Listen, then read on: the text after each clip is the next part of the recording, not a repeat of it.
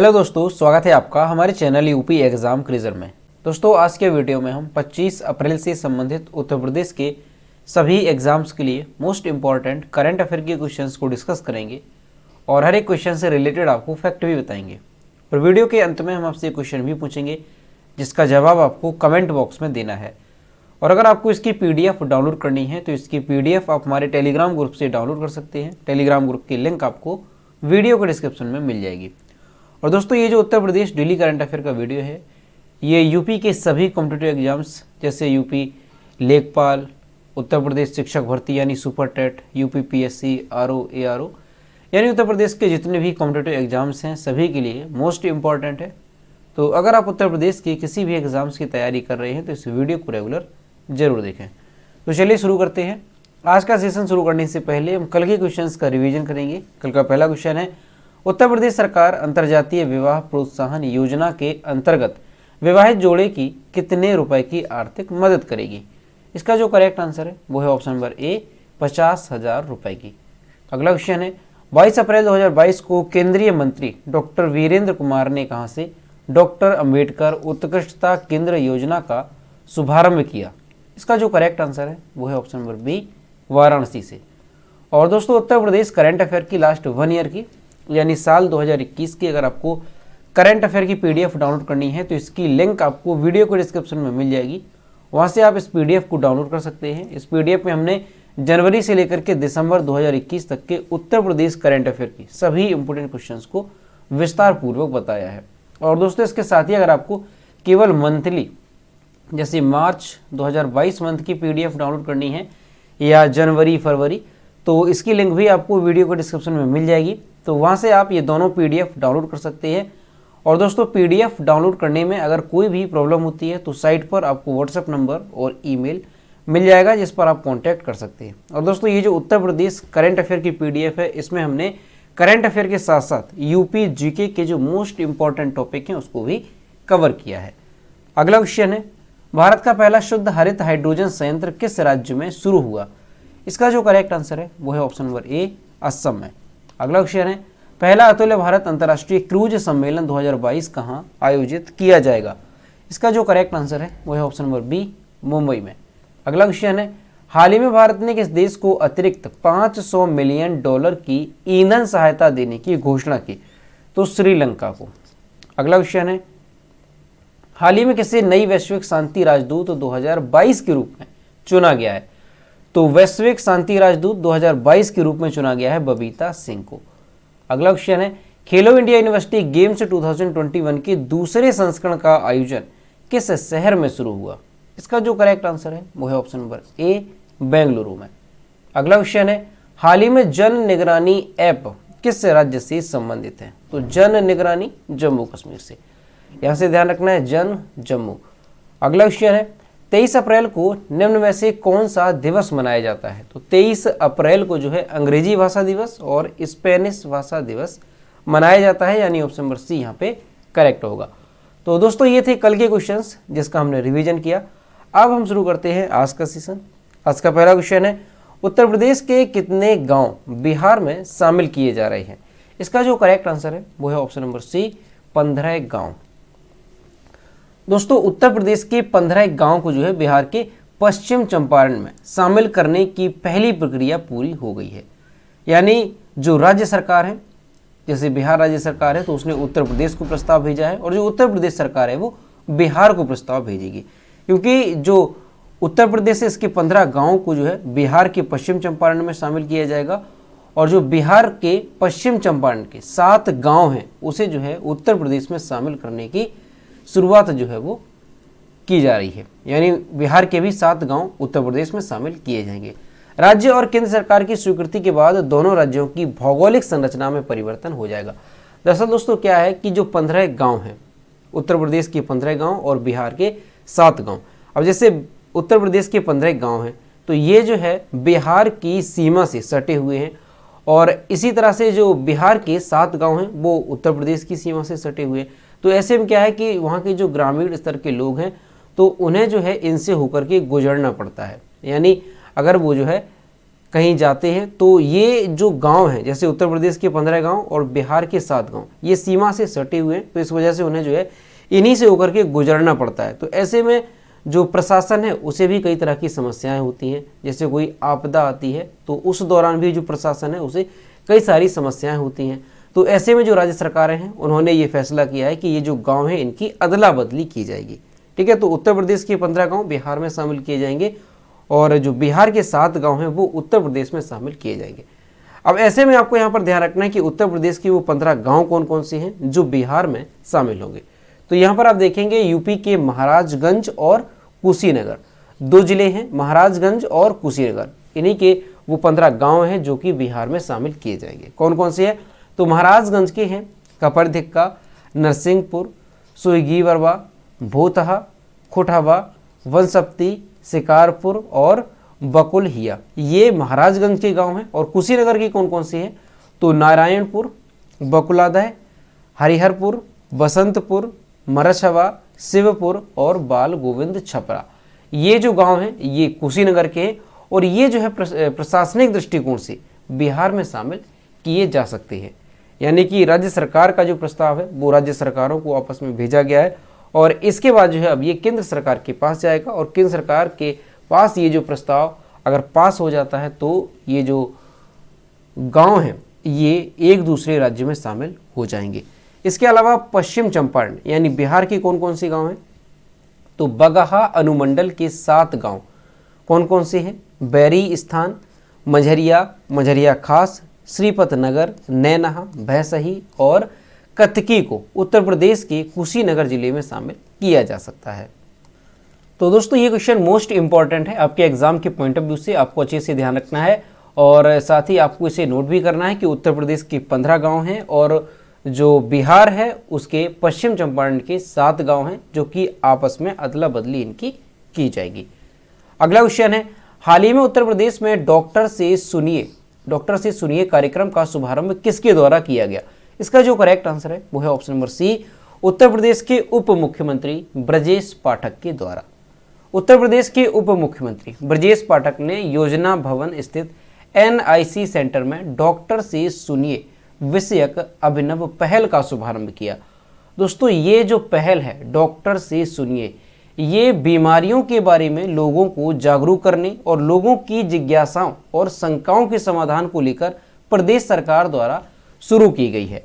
इस योजना के तहत प्रदेश के सभी जिलों में शुक्रवार को शाम 3 से 6 बजे तक मध्य NIC के माध्यम से डॉक्टर से सुनिए कार्यक्रम के तहत आम जन के साथ संवाद स्थापित किया जाएगा तथा स्वास्थ्य विभाग के बुनियादी ढांचे, आयुष्मान भारत योजना, संचारी रोगों, गर्भवती की प्रसव पूर्व जांच, नवजात की प्रथम 28 दिन की देखभाल और नियमित टीकाकरण के संबंध में विशेषज्ञों द्वारा जानकारी दी जा रही है। तो दोस्तों ये काफ़ी इंपॉर्टेंट है, अच्छे से ध्यान रखना है कि डॉक्टर से सुनिए जो एक पहल है ये किस राज्य से संबंधित है? तो ये उत्तर प्रदेश से संबंधित है।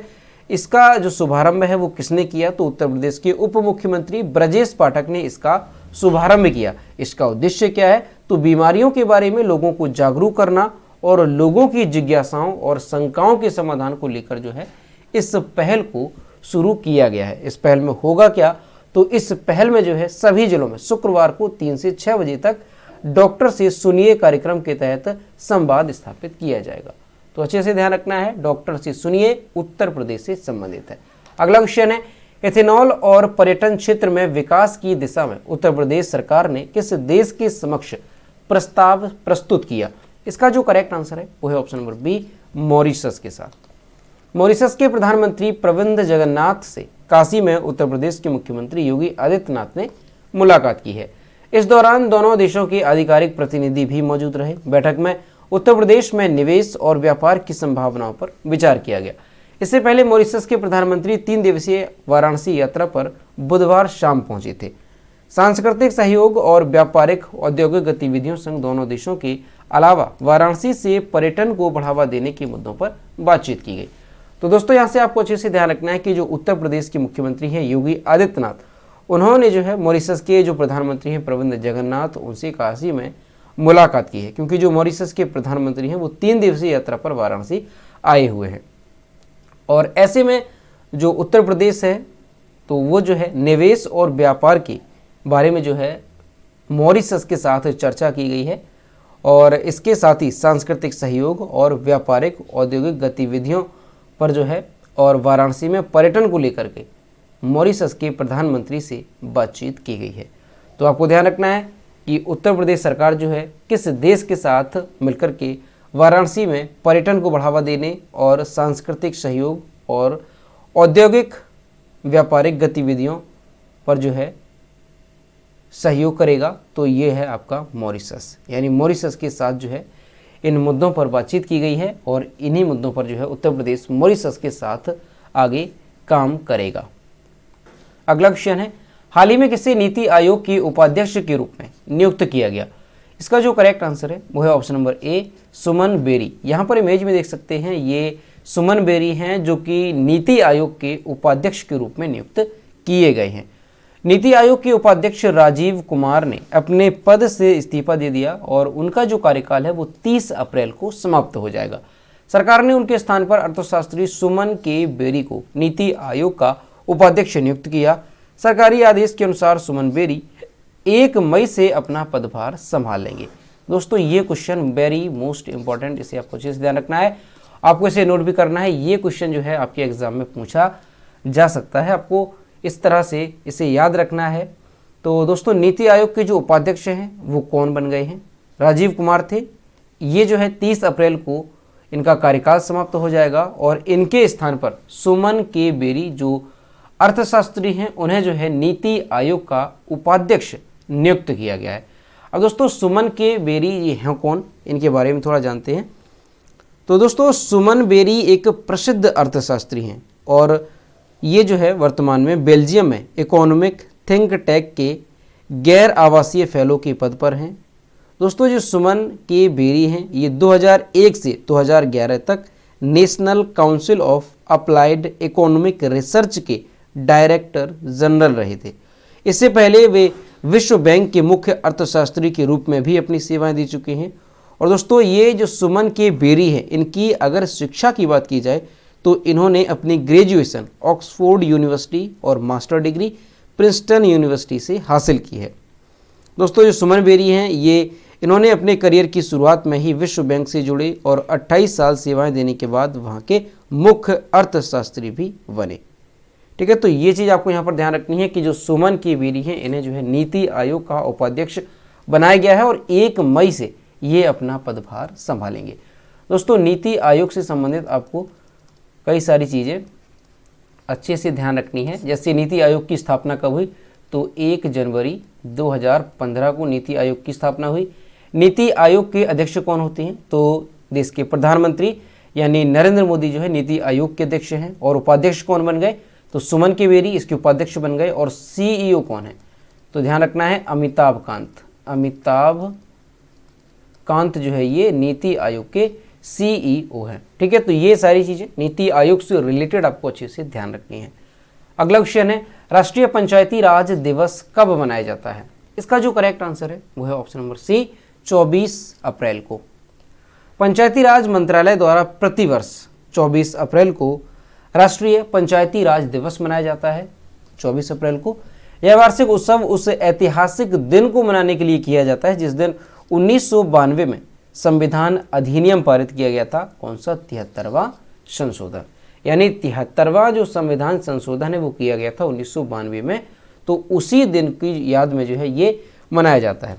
हालांकि दोस्तों जो 73वां संविधान संशोधन है ये 1992 में पारित तो किया गया था, लेकिन ये जो है पूरे देश में लागू कब हुआ? तो 24 अप्रैल 1993 को ये जो है लागू हुआ था। और इसी वजह से 24 अप्रैल को जो है राष्ट्रीय पंचायती राज दिवस मनाया जाता है।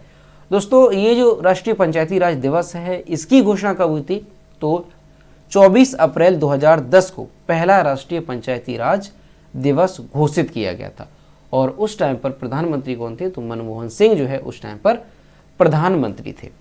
दोस्तों 73वां संविधान संशोधन, इससे संबंधित कुछ बातें आपको अच्छे से ध्यान रखनी है कि जो 73वां संविधान संशोधन अधिनियम है ये 1992 में तत्कालीन प्रधानमंत्री पीवी नरसिम्हा राव के कार्यकाल में प्रभावी हुआ। एक बात यहाँ से ये ध्यान रखनी है, और इसके साथ ही आपको ध्यान रखना है कि जो 73वां संविधान संशोधन है, इसे राष्ट्रपति की स्वीकृति कब प्राप्त हुई?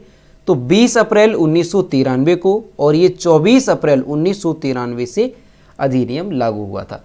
ठीक है, जो 73वां संविधान संशोधन है ये 24 अप्रैल 1993 को पूरे देश में लागू किया गया था।